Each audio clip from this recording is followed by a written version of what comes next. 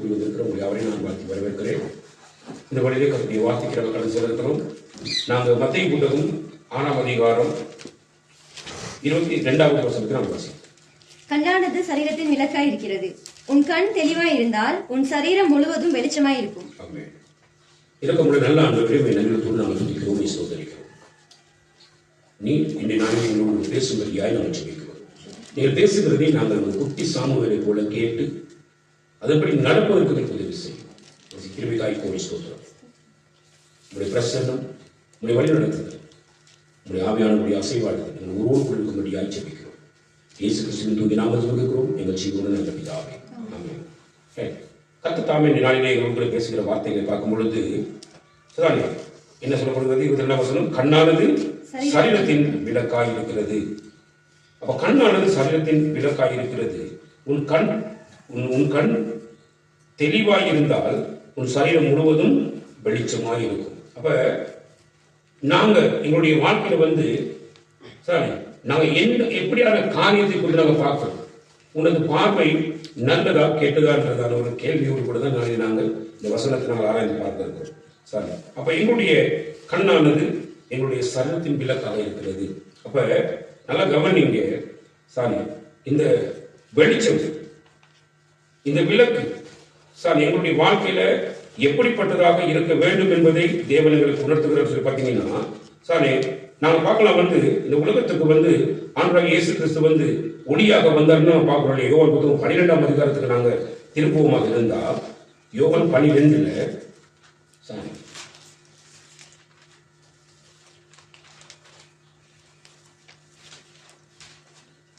யோவான் 12ல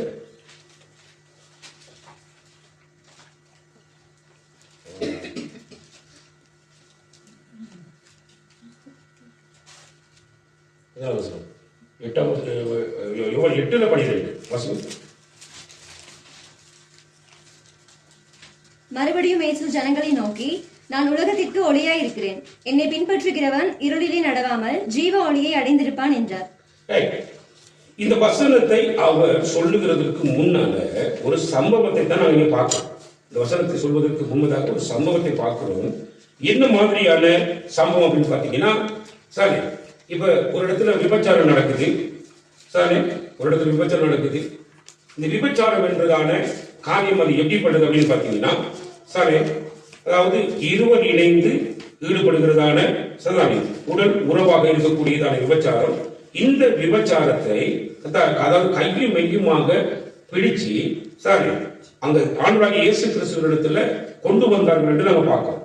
அப்ப கையும் மையமாக பிடிச்சிருந்தா 2 பேரை பிடிச்சிருக்கணும், தனியா ஒருத்தர் மட்டும் பிடிச்சிருக்க கூடாது. ஆனா அப்படிப்பட்ட நிலை இங்கே நாங்க பார்க்கிற பொழுது இந்த சம்பவத்துல ஒரு பெண்ணை பிடிச்சு கொண்டு வருகிறாங்க. ஒரு பெண்ணை பிடிச்சு கொண்டு வந்து அவள் மீது குற்றம் சாட்டி அவளை அடிச்சு கொள்ளணும், கண்ணு முன்னால அவள் சாகணும் என்று சொல்லி எதிர்பார்ப்போடு கூட வந்ததான ஜனங்கள் மத்தியில ஆண்டவர் என்ன செய்யற அப்படி பார்த்தீங்கன்னு சொன்னா, உங்களுடைய பார்வை எப்படிப்பட்டதாக இருக்கிறது?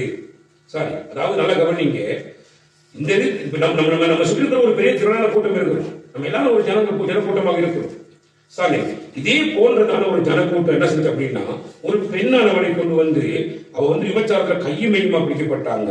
அதாவது நியாயப்பிரமாண புத்தகத்துல மோசையினுடைய வாக்கின்படி விபச்சாரத்துல கையுமையுமா பிடிக்கப்பட்டா அவங்களை கல்லடிச்சு கொல்லணும்ன்றது சட்டத்திற்கு இருக்குது. போதவரை நீங்க என்ன சொல்ல வாரீங்க, நீங்க என்ன செய்ய வாரீங்கன்னு சொல்லி ஆண்டவராகிய இயேசு கிறிஸ்து மீது குற்றம் சாட்டும்படியான ஒரு கூட்டம் எதிர்ப்பு வந்துதான் இந்த காரியத்தை என்ன பண்றாங்க, செய்யறாங்க. நல்ல கவனிங்க. அப்ப இந்த இடத்துல இந்த வசனத்தை சொல்லுவதற்கு முன்னாடி அவர் ஒரு வசனத்தை பிரயோகிக்கிறார். அந்த வசனத்தை வாசி, 11ஆம் வசனத்தை. அதற்கு அவள், இல்லை ஆண்டவரே என்றாள். 10ஆம் வசனம். இயேசு நிமிர்ந்து அந்த ஸ்திரியை தவிர வேறொருவரையும் காணாமல், ஸ்திரியே, உன்மேல் குற்றம் சாட்டினவர்கள் எங்கே? ஒருவனாகிலும் உன்னை ஆக்கினைக்குள்ளாக தீர்க்கவில்லையா என்றார். அதற்கு அவள், இல்லை ஆண்டவரே என்றாள். இயேசு அவளை நோக்கி, நானும் உன்னை ஆக்கினைக்குள்ளாக தீர்க்கிறதில்லை, நீ போ, இனி பாவம் செய்யாதே என்றார். நல்ல கவனிங்க. இப்ப உங்களுக்குள்ள யாருக்கிட்ட பாவம் இல்லையோ அந்த ஆள் கல் எடுத்து அடிங்கன்னு சொல்லி ஆண்டு ஒரு காரியத்தை சொன்ன உடனே எல்லாரும் போயிட்டாங்க. ஜனங்கள் எல்லாரும் போயிட்டாங்க. போனதுக்கு பிற்பாடு இயேசு கிறிஸ்து தள்ளி வந்து பார்க்கிறார். விபச்சாரத்தில் ஈடுபட்ட விபச்சாரத்தில் பிடிக்கப்பட்ட ஒரு பெண் மட்டும் நிற்கிறார். அப்ப அந்த பெண்ணை ஆண்டு நிமிர்ந்து பார்த்து, சாரி, உன்னை யாரும் ஆக்கினைக்குள்ளாக தீர்க்கவில்லையான்னு சொல்லி கேள்வி எழுப்பின உடனே சொல்ல வந்து இல்ல ஆண்டவரே. அப்ப அதிலிருந்து அங்க என்ன ஆண்டவர் அந்த பெண்ணுக்கு உணர்த்தி வைத்தார் அப்படின்னு பாத்தீங்கன்னா, சாரி, பாவம் செய்யாத ஒரு மனிதனும் இல்லை என்பதை மிக தெளிவாக ஆண்டவர் அந்த பெண்ணுக்கு உணர்த்துகிறார். அப்ப உணர்த்துனா என்ன, ஒருத்தருக்கு பாவம் செய்யாத ஒருத்தருக்கு பாவம் செய்யாதவங்க இல்ல. சாரி, அப்படின்னா இந்த இடத்துல இருக்கிறவர் மட்டும்தான் பாவம் செய்யாதவர், பாவம் அறியாதவர், சரி, பாவம் இல்லாதவர் அப்படின்றத அந்த பெண் ஆனவர் அந்த வினாடி கண்டுபிடிக்கத்தக்கதாக, அந்த பெண்ணுடைய இருதயம் அந்த வினாடி திறக்கப்படத்தக்கதாக ஆண்டவராகிய இயேசு கிறிஸ்து மட்டும் அங்கே இருக்கிறதை அவள் பார்த்தார். நல்ல கவனி. இப்ப ஆண்டவர் ஒருவர் தான் பாவம் செய்யாதவரும் பாவம் இல்லாதவரும் பாவம் அறியாதவருமாக இருக்க. மற்றபடி இந்த உலகத்துல வேதம் என்ன சொல்றதுன்னா, எல்லாரும் பாவம் செய்து தேவ மகிமை அற்றவர்களாகின்னு சொல்லி வேதம் சொல்லுது. எல்லாருக்குள்ளேயும் பாவம் இருக்கிறது, எல்லாருக்குள்ளேயும் பாவம் இருக்கிறது. அப்ப எல்லாருக்குள்ளேயும் பாவம் இருக்கிறபடினாலதான் அந்த இருக்கிற பாவத்தோடு பார்க்கிற ஒரு பார்வை, அந்த பாவத்தோடு தான் பார்க்கிறது ஒரு விஷயத்தை பார்க்கும்போது. நல்லா கவனிங்க. இப்ப நம்ம இன்னைக்கு சபையில் கூடுகிற மக்களையோ அல்லது நம்முடைய ஜனங்களை தேடி போய் நம்ம பார்க்கிற வேலையிலையோ நாங்க இருக்கிற, நல்ல கவனிங்க, சரி, எந்த பாவம் நம்மை சூழ்ந்து நம்ம எந்த பாவத்துல பிடிக்கப்பட்டு இருந்தோமோ, எந்த பாவம் என்னுடைய வாழ்க்கையை ஆளுகை செய்து கொண்டு இருந்ததோ, அதே அந்த பாவத்தின் பார்வையாலேயே நாங்க மற்றவர்களை பார்க்கிறவங்களா இருக்கும். நீங்க தெளிவா புரிஞ்சு கொள்ளணும். சாரி, நிறைய பெண்கள் இருக்கிறீங்க, நீங்க எல்லாம் சில இடத்துல வந்து யாரையாவது வேற பெண்களை, வேற குடும்ப பெண்களை, வேற யாராவது நீங்க பார்க்கிற போது உங்களுக்குள்ள எப்படி நீங்க பார்ப்பீங்க அப்படின்னா, சரி, நீங்க நின்ற மாதிரி, நீங்க நடந்த மாதிரி, நீங்க யோசிச்ச மாதிரி, நீங்க செயல்பட்ட மாதிரி எல்லாம் உங்க கண்ணுக்குள்ள கொண்டு வந்து அந்த பாவத்தையே அவங்களுக்குள்ள பார்க்கிற பார்வையாக நீங்க கொண்டு போய் சேர்த்துருவீங்க. அந்த பாவத்தை அவங்களோட பார்வை எப்படி இருக்கும் அப்படின்னா, உங்களுக்குள்ள பாவம் இருக்கிறபடினால உங்களோட பார்வை அதே மாதிரியான ஒரு பார்வை என்ன செஞ்சு கொண்டு போய் சேர்த்தோன்னு நாங்க என்ன பண்ணுவோம் அப்படின்னு பாத்தீங்கன்னா, அவங்க இடத்துல நிக்கிறாங்க, உங்களுடைய செய்கை சரியில்லை, உங்களுடைய நடத்த சரியில்லை, உங்களுடைய பிரயாணம் சரியில்லை சரி அப்படின்னு சொல்லி உடனடியாக தீர்ப்பு சொல்லக்கூடிய காரியத்தை நாம செய்யக்கூடியதாக இருக்கும். நல்ல கவனி. இப்ப இயேசு கிறிஸ்துவுக்குள் வந்திருக்கிறதான அந்த பிள்ளைகளுக்குள்ள என்ன இருக்கணும் அப்படின்னா, நல்ல கவனிங்க, ஆனா இயேசு கிறிஸ்துக்குள்ள வந்திருக்கிற பிள்ளைகளுக்குள்ள என்ன இருக்க வேண்டிய அப்படின்னு பாத்தீங்கன்னா, நான் ஒரு நாள் பாவத்தின் அடிமையா இருந்தேன், ஆனா அப்படினால நான் வேற யாரையும் அடிமையாக கருதக்கூடாது. நான் பாவத்தில் இருந்தேன், அடிமையில் இருந்தேன். அந்த அடிமைத்தன்மை எவ்வளவு மோசமானது, அது எவ்வளவு பயங்கரமானது, அது எந்த அளவுக்கு என்னுடைய வாழ்க்கையை பிடிச்சு என்னை தாறுமாறாக்குனது, என்னுடைய பாதையை சீர்கட்டதாக மாற்றினது. ஆகவே இந்த காரியத்தை எனக்கு கர்த்தராகிய இயேசு கிறிஸ்து மன்னித்து எனக்கு ஒரு நித்திய வாழ்வை, ஒரு புதிய வாழ்வை எனக்கு கொடுத்திருப்பாராக இருந்தா, சரி, அதுல விடுதலை ஆக்கப்பட்ட நான் அந்த சிந்தை உள்ளவனாக இருக்கிறேன் அப்படின்னா, நல்ல கவனிங்க, எச்சுக்குள்ள வந்துட்டேன், நான் ஆண்டவர் இயேசு கிறிஸ்துவை பற்றி பிடிச்சிக்கிட்டேன் அப்படின்னு சொல்லி நினைக்கிறேன். நீங்க உங்களுக்குள்ள அந்த மாதிரியான ஒரு பார்வையை பார்க்க வேண்டாம் என்பதுதான் ஆண்டவருடைய உணர்த்திருக்கிறார். ஆண்டவர் என்ன சொல்ல வருது அப்படின்னு பார்த்தீங்கன்னா, உன் கண்ணுக்குள்ள இருக்கிறது கெட்டதா நல்லதா? உன்னுடைய பார்வை நல்ல பார்வையை நீ கெட்ட பார்வையா பார்க்குறீங்க. அப்ப கெட்ட பார்வையை நீ பார்க்கறன்னா, நல்ல கவனிங்க, அப்ப நீ இன்னும் அந்த கெட்ட நிலையில தான் என்ன இருக்கிற, நீ அதை விட்டு நீ இன்னும் என்ன செய்ய மனம் திரும்பி, நீ மனம் திரும்பி வரல. ஆனா உனக்குள்ள இருக்கிற அதே பார்வையை தான் நீ மற்றத்துல பார்க்கிற. சரி, நல்ல கவனிங்க. எல்லாருக்கும் தெரியும் ஒரு விபச்சார பெண் அப்படின்னு, எல்லாருக்கும் தெரியும். சரி, விபச்சாரம் செய்யறதுதான் அவருடைய தொழில் என்றும் தெரியும். ஆண்டவராகிய இயேசு கிறிஸ்து அந்த பெண்ணிடத்துல ஒரு விஷயத்தை கண்டறிய அப்படின்னா, எந்த அளவுக்கு பாவத்துல குடிகொண்டு இருக்கிறாரோ, எந்த அளவுக்கு பாவத்துல குடிகொண்டு செயல்படுகிறானோ, சரி, அவனுக்கு பாவம் செய்யாம இருக்கக்கூடிய பவர், பாவம் செய்ய முடியாதபடி நல்ல ஒரு ஒழுக்கம் உள்ள வாழ்க்கையை வாழக்கூடிய குணாதிசயம் ஒரு மனிதனுக்குள்ளும் ஒரு மனுஷிக்குள்ளும் இருக்கிறது என்பதை தேவன் மிக தெளிவாக கண்டார். நல்ல கவனிங்க. இப்ப பாவம் செய்வதற்கு நம்ம நிறைய ஐடியா பண்ணணும், நிறைய ட்ரிக்ஸா தான் அந்த பாவம் எல்லாம் பண்ணணும். சாரி, இப்படிலாம் பண்ற நாம என்ன பண்ணுவோம் அப்படின்னு, யாரும் கண்ட கூடாது, யாருக்கு தெரியக்கூடாது, கண்டி யாருக்கும் தெரியக்கூடாது, இப்படி பல விஷயங்கள்லாம் நம்ம என்ன பண்ணணும் பார்த்தீங்கன்னா, நாம சில விஷயங்கள்லாம் நாங்க டிசைட் பண்ணி தான் நம்ம சில விஷயங்கள் என்ன செஞ்சிடும், பாவத்தை பண்ணிட்டு இருக்கோம். அப்படின்னா அந்த பாவம் செய்வதற்கு அந்த அளவுக்கு ட்ரிக்ஸான முறையில் அந்த அளவுக்கு சில பயங்கரமான கண்ணெல்லாம் ஈடுபட்டு விசேஷத்தில் இதில் பாவத்தை செஞ்சுட்டு யாருக்கும் தெரியாம மறைச்சிடலாம்னு சொல்லி நினைச்சு கொண்டிருக்கக்கூடிய ஒரு மனுஷனோ அல்லது ஒரு மனுஷிக்கோ சாரி பாவம் செய்ய மாட்டேன், பாவம் செய்யக்கூடாது, இனிமே பாவம் செய்தா என் ஆண்டவர் சாரி என்னை நோக்கி பார்க்கிறார், கர்த்தருக்கு பயந்து நடக்க வேண்டும் என்றதான மிகப்பெரிய நல்ல காரியங்கள் அவ்வளவும் அந்த மனுஷனுக்குள்ள மனுஷனுக்குள்ள இருக்கிறது என்பதை தேவன் கண்டார். அது கர்த்தருடைய பார்வை. கர்த்தருடைய பார்வை வந்து எப்படி இருக்கும் அப்படின்னு பாத்தீங்கன்னா, நல்லா கவனிங்க, நாம யாரெல்லாம் எந்த நோக்கத்தோடு பார்த்து முன்னேற மாட்டோம். இப்படியே தான் லைஃப் சாரி குடிகாரன் வெறிகாரன் மோசமானவன் சாரி விபச்சாரம் பண்ணிதான் தெரியும், இதெல்லாம் ஒன்றால் திருத்த முடியாதுன்னு சொல்லி இது மனுஷர்கள் பார்வையில வந்து கட்டாயம் எல்லாம் வைக்கக்கூடாது. நம்ம சமுதாயம் கெட்டு போயிடும், நம்ம குடும்பம் கெட்டு போயிடும், சாரி உனக்கு குழந்தை தள்ளிடணும், உனக்கு உன்னை கொண்டு போடணுன்ற தீர்மானங்களை வந்து சாரி ஒருவேளை ஜெபத்துல கூட நம்ம கேட்கலாம். ஏசுகிற மக்கள் சொல்லி ஜெபமா கேட்கறாங்க அப்படி நீங்க மோசே சொன்னாரு, பாகத்துல பேசியிருக்கிறாரு. ஆகவே நீங்க என்ன செஞ்சிருக்க அந்த மனுஷியை கல்லடிச்சு கொள்றதுக்கு உதவி செய்யுங்க, நீங்க என்ன சொல்றீங்க அப்படின்னு கேள்வி கேட்கிறாங்க.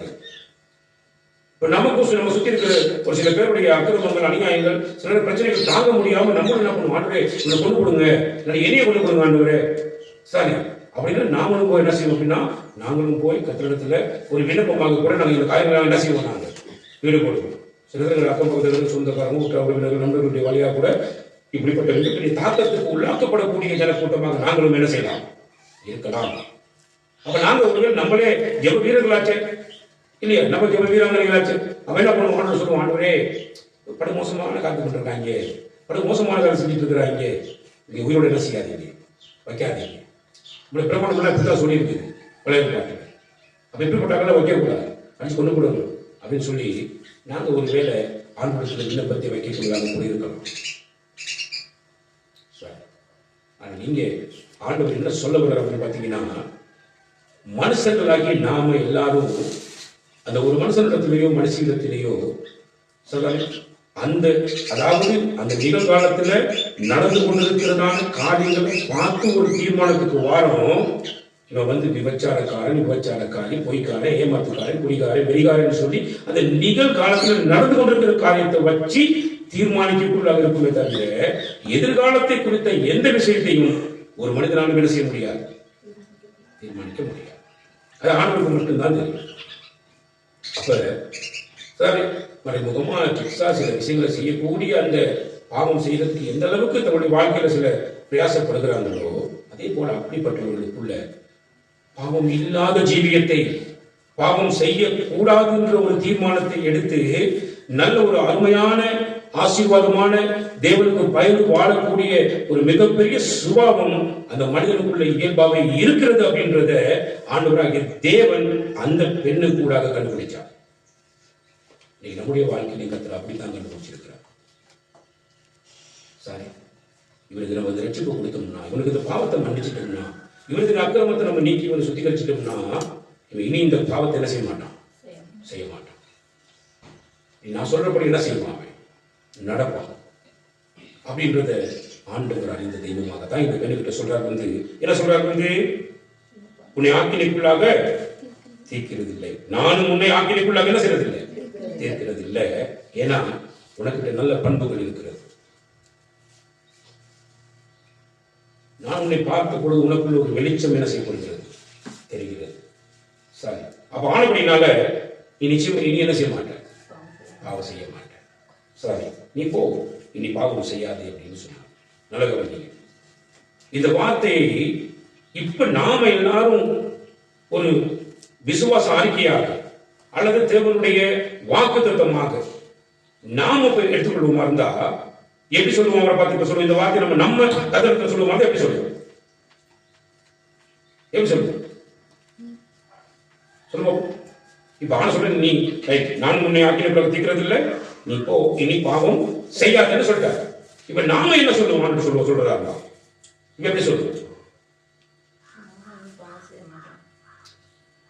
நான் போறேன் இனி நான் பாவம் என்ன செய்ய மாட்டேன், இனி நான் பாவம் செய்ய மாட்டேன், இனி நான் பாவம் செய்ய மாட்டேன். ஏன்னா நீங்க என் பாவத்தை கண்டித்து உணர்த்தி இருக்கிறீர்கள். நீங்க எனது பாவத்தை கண்டித்து உணர்த்தினா நான் பாவம் இனி செய்ய மாட்டேன். அப்ப நானும் ஆண்டவருக்கு முன்பதாக ஒரு வாக்குறுதி கொடுக்கணும். எப்படின்னா, ஆண்டவரே நான் போறேன், இன்னும் பாவம் செய்ய மாட்டேன். எத்தனை பேர் சொல்றோம்? கைவிட்டு காண்பீங்க பார்ப்போம். இல்ல ஒருத்தர் கை உயர மாட்டேங்குது. நான் போறேன், என்னோட சமூகத்தில் என்ன போறேன், உங்களுடைய சமூகத்தில் நீங்க என்னோட இருக்கிறீங்க, நான் போய் பாவம் என்ன செய்ய மாட்டேன். அந்த வசனப்படுத்துறேன். எப்படின்னா, சார் நீங்க எப்படி ஜனங்களாக இருக்கிறீங்க அப்படின்னு கேட்டா, உங்களுக்குள்ள இருக்கிற விஷயத்தை, நீங்க செய்த காரியத்தை, நீங்க பிடிக்கப்பட்டிருந்ததான அந்த காரியங்களை பார்த்து எங்கெல்லாம் நிக்கிறாங்க பிள்ளை பண்றாங்களோ அதை பார்த்து நீங்க ஒரு தீர்ப்பு பண்ணிடாதீங்க. அவங்க இந்த பாவத்தில் இருக்கிறாங்க, நீங்க என்ன செய்யறாதீங்க பார்த்து. உங்களுக்குள்ள பாவம் இல்லை, நீங்க பாவம் மன்னிக்கப்பட்டிருந்தீங்க, பாவம் மன்னிப்பு பெற்றுக்கொண்டு நீங்க மற்றவர்களை பார்க்கிற பொழுது பாவத்தோடு பார்க்காதீங்க. பார்வை நல்லதா, அது நல்லதான் பார்க்கும். மனுஷனுக்குள்ள நல்லது இருக்குது. பல பேர் நன்மைகளை செய்யக்கூடிய ஒரு மனுஷன் சரி, ஆனதுனால தீமை செய்து கொண்டிருக்கிறது அவனுடைய வாழ்க்கையில் ஏதோ ஒரு பிரச்சனையில, ஏதோ ஒரு பிறவிடத்துல பண்றான், பாவத்தை கொண்டிருக்கிறான். அவனுக்குள்ள இருக்கிற அந்த பாவங்கள் குறிப்பிட்ட சில சிறிய பகுதியா இருக்கும். ஆனா அவனுக்குள்ள இருந்து வரக்கூடிய நல்ல காரியங்கள், நல்ல விஷயங்கள் அநேகமாக இருக்கும் என்பதை உணரக்கூடிய உள்ள பார்வையை பார்க்க தேவ ஜனங்களை தவிர தேவ ஜனங்களுடைய பார்வை வேறு மாதிரி என்ன செய்யக்கூடாது. போவோம், வீடுகளுக்கு போவோம், அநேகரை பார்ப்போம். அவங்களுக்கு சில நேரத்தில் பிரச்சனைகள் இருக்கலாம், ஒருவேளை நம்ம பாவத்துக்குள்ள இருக்கலாம். அந்த பாவத்துக்கு நாம சில தீர்மானங்களை எடுக்கிறது இல்லை. அதுவே நாங்க யோசிக்க மாட்டோம், என்னை அடிமத்தனத்திலிருந்து என்னை விடுதலை ஆக்கினவர் நீங்க, என்னை பாவத்தின் அகோரத்திலிருந்து என்னை நீங்க விடுவித்தவர் நீங்க அப்படின்னு. ஆண்டவரே, இந்த வினாடி இல்லை, இந்த சகோதரனுக்கு இந்த சகோதரிக்கு அவங்களோட பாவத்தை கண்டித்து உணர்த்திட்டு அவங்களுக்குள்ள இருக்கிற நல்ல காரியத்தில் நீங்க வெளியே கொண்டு வாங்க அப்படின்னு நாம கேட்பமாக இருந்தால் ஆண்டவர் அதை அப்படியே நம்முடைய வாழ்க்கையில் செய்து முடிப்பார். சாரி, அப்ப ஆனபடினாலதான் அது பிறகு பெண்ணுடைய வாழ்க்கையை பார்த்தீங்கன்னா மிக மிக மிக அருமையான ஒரு பெண்ணாக, தேவனுக்கு ஒரு பயந்த ஒரு பெண்ணாக, தேவனோட பத்தியில போய் அங்க போய் உட்கார்ந்து இருக்கிற பொழுது வந்து பையனோட தைலத்தை கொண்டு வந்து அப்படியே பாதத்துல ஊத்தி தன்னுடைய கூந்தலால கழுவக்கூடிய அளவுக்கு அப்படியே காரியங்கள் அவ்வளவு அருமையாக இருந்தது மட்டும் இல்லாம இன்றைக்கு வரைக்கும் அந்த பெண்ணை குறித்து பேசும்படி தேவனுக்கு போல இருக்கிறார். யாருக்கு? அந்த பாவம் மன்னிப்பு ஏற்றுக்கொண்ட பெண்களுக்கு. நம்முடைய வாழ்க்கையிலும் தேவன் எங்களுக்கும் புகார் அப்படின்னா நாங்கள் மன்னிப்பை பெற்றுக்கொண்டோம். நீ அன்றுவரே நல்லவனுடைய வாழ்க்கை அப்படின்னா நல்லதை செய்வேன், நல்லதையே பார்ப்பேன், நல்லதையே பேசுவேன் என்ற ஒரு தீர்மானத்தில் செயல்படுவோம். வல்லமுள்ள தேவனாக அப்ப நல்ல கவனி. அப்ப நான் உலகத்துக்கு வந்து நான் உலகத்துக்கு ஒளியாக இருக்கிறேன். என்னை பின்பற்றுகிறவன் இருள நடக்க மாட்டான். என்னை பின்பற்ற நிச்சய மாட்டான். இருள நடந்துகிட்டு அந்த இருட்டை பத்தி சிந்திச்சுக்கிட்டு இருட்டை பார்த்து பயந்துகிட்டு சரி அந்த இருட்டை குறித்து மேன்மை பாராட்ட மாட்டான். சரி, அப்ப பின்பற்ற நான் நிறைய தடவை கோபுறது மற்றவங்களுக்கு அவன் அப்படி பண்றான் இப்படி பண்றான் அவங்க சில பேசுறது நமக்கு ரொம்ப கவலையா இருக்கு. சரி, நாங்க மெயினா அதை விட்டு விட வேண்டும். ஏன்னா ஆண்டவராக இயேசு கிறிஸ்து இருக்கிறார். அந்த ஒளிக்குள் நடக்கிற என்னுடைய வாழ்க்கை அவரை, அதாவது இயேசு கிறிஸ்துவை பின்பற்றி என்னை பின்பற்றுகிறவன் என்னுடைய நடப்பான் என்றார். சாரி, சங்கீதம் 19:105 வாசிங்க. 19:105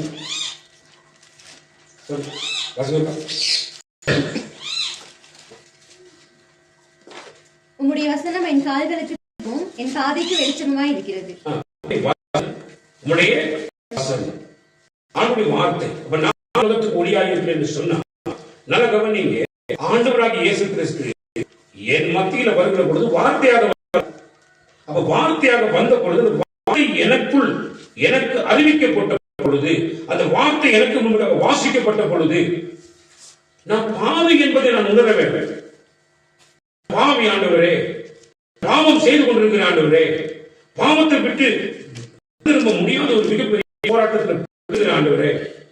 சரி, யோசிச்சு பாருங்க.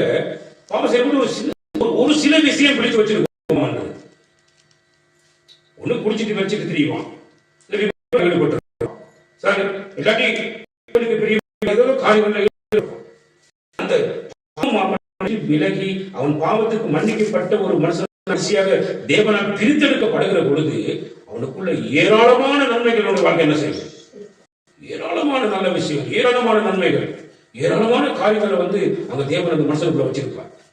பெரிய புதுமையான செம்ம குணாதிசயம் இருக்கு, அன்பு காட்டக்கூடிய வித்தியாசமான குணாதிசயம் இருக்கும்.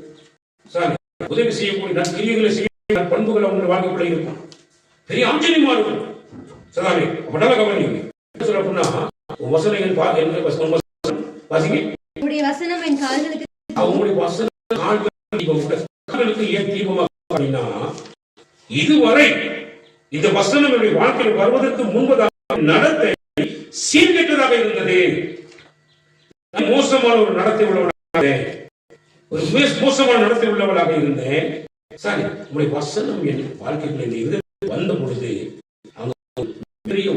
அது போய் அது ஒளியை ஏற்படுத்தின பொழுது எனக்குள்ள இருந்த அந்த இருட்டை எல்லாம் எனக்கு காண்பித்த பொழுது குப்பை, அதிர்ந்த பாவம், அக்கிரமம் செய்ய, விபச்சாரம் பொல்லாத காரியம், அது எனக்கே அருவருப்பா இருந்துச்சு. ஆண்டவரே, அது எனக்கே அருவருப்பா இருந்துச்சு. வாழ்க்கையை தருவதற்கு உங்களுடைய வசனம் என் கால்களுக்கு தீபமாக மாறிச்சு. ஆண்டவரே,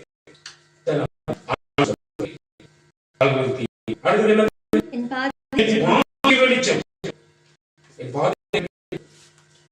ஆண்டவருடைய வசனம் யாரெல்லாம் வாசித்து அதை போக்கிறதுக்கு யாரெல்லாம் டைம் யாரெல்லாம் பெரிய அவரை செவ்வையான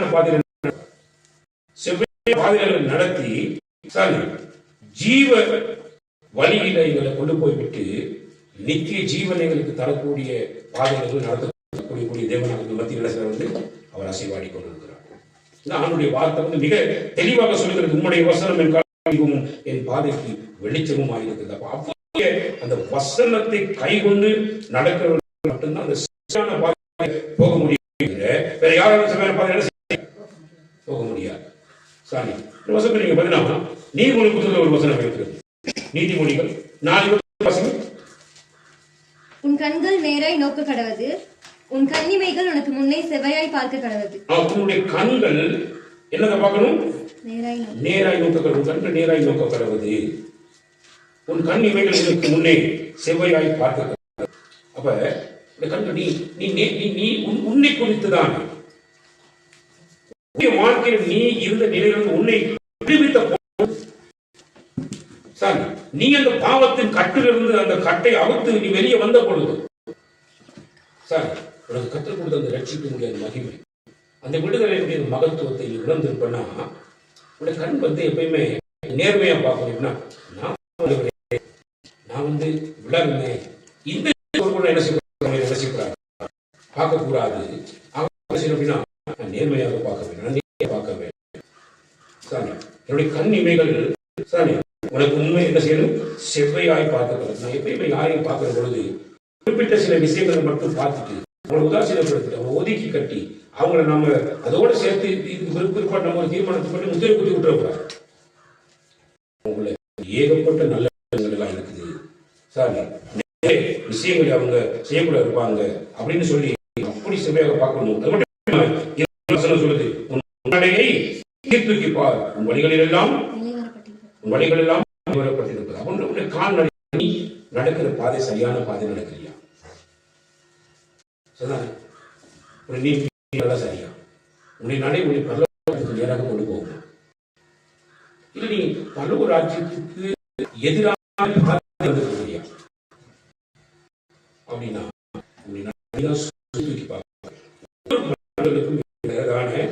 உரிமையா அவங்களுக்கே விட்டு கொடுக்குறாங்க. எப்படின்னா நீ உன்னுடைய கால்நடை உன்னுடைய நடத்தை நீ சீர்தூக்கி பாரு. அந்த சீர்தூக்கி பார்க்கும் பொழுதே உனக்கு தோணும், நான் போற பாதை என்னை பரலோகத்துக்கு கொண்டு போவாங்க, என்னை எங்க கொண்டு போய் சேர்க்கும்? நரகத்துல கொண்டு போய் சேர்க்கும், பரலோகத்துல கொண்டு போய் சேர்க்கும். அப்ப நான் இப்படி நடக்கலாமா, இப்படி செயல்படலாமா அப்படின்றத பார்க்க வேண்டும். அது ஆண்டவர் அவங்க நீ தூக்கி பாரு, உன்னை கவனிச்சு பாரு, நீ எப்படிப்பட்ட பாதையில போயிட்டு இருக்கிற, செயல்கள், உன்னுடைய நடத்தைகள், உன்னை கொண்டு போகுமா அப்படின்றத நீ உன்னை ஆராய்ந்து பார், சீர்தூக்கி பார். உன்னுடைய நீ என்ன செய்? சீர்தூக்கி. அப்ப சீர்தூக்கி பார்த்தா தெரியும் காரியங்கள் பேல, நான் பேசுகிற காரியங்கள் பேல, அதுல பாவம் இருக்குது, அதை என்னை மரணத்துக்கு கொண்டு போய் சேர்த்துரும். அப்ப நான் செய்யக்கூடாது. அப்படினால ஆண்டவரே நீங்க என்ன செய்யுங்க அப்படின்னு கேட்டா, சரி என்னுடைய வழிகள் எல்லாம் நிறைவேறப்படுவதற்கு நீர் உமக்கு முன்பதாக என்ன செய்யும்? நீர் என்னை பரிசுத்தப்படுத்தும், என் பாவத்தை எனக்கு கழுவும், என் பாவத்தை எனக்கு மன்னியும், நீக்கும்.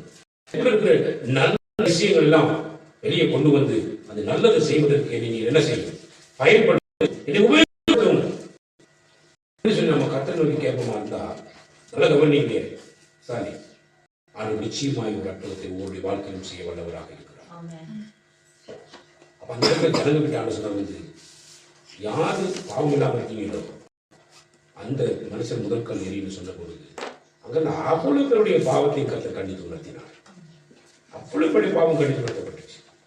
யாரும் பாவத்தை மட்டும் போய் சொல்லுங்க, ஏமாத்துறீங்களே, குற்றச்சாட்டுகளை வைக்கிறேன்னு சொல்லி தன்னுடைய பாவத்தை தானே மறைச்சிக்கிட்டு தன்னை நல்லவனம் போல காட்டிக்கிட்டு யாருமே அந்த யோசிச்சு பாருங்க. அந்த அந்த இடத்துல கர்த்தருடைய அந்த வார்த்தை அந்த மக்கள் மத்தியில் போன பொழுது அவ்வளவு பேர் அங்க கல்லோடு வந்து நின்ற பொழுது ஆண்டவராக இயேசு கிறிஸ்துடைய வார்த்தை அங்க ஒவ்வொரு உள்ளத்திலேயே போகும்பொழுது பாவம் அவர்களுக்கு குற்றப்பட்ட பொழுது அந்த இடத்துல ஒருத்தருமே நிற்காம எல்லாரும் அந்த இடத்துல கிணத்திட்டாங்க, போயிட்டாங்க. சரி,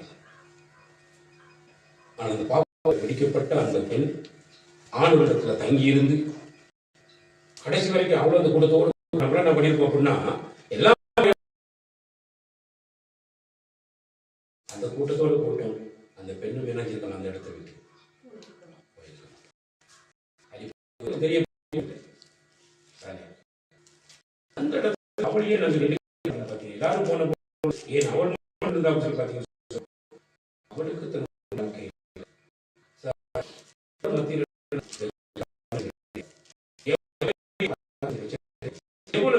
ஊற்றி திருந்தாலும் எனக்கு பிரச்சனையே கிடையாது. நான் ஆண்டவர்கிட்ட நான் விடுதலை கொள்ள வேண்டும். சார் யார் என்று சொல்லிட்டு கொள்ளலாம்.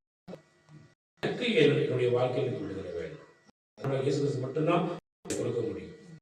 யாருக்கும் பயப்பட தேவையில்லை, யாரையும் எதிர்பார்க்கவில்லை அப்படின்னு சொல்லி ஒவ்வொரு மனிதனும் யாரையும் எதிர்பார்த்து காத்திருக்காம அந்தந்த தேவ சமூகத்துல வந்து ஆண்டவரே எனக்கு உம்மிடத்துல விடுதலை வேணும்னு சொல்லி யாரெல்லாம் போய் அவருடைய சமூகத்தை அவர்கள் ஒருத்தருக்கும் அந்த அந்த ஒருத்தியை கூட ஆண்டவர் வெட்கப்படுத்தாதபடி புதிய ஜீவியத்தை அந்த பெண்ணுடைய வாழ்க்கையை கொடுத்தார்.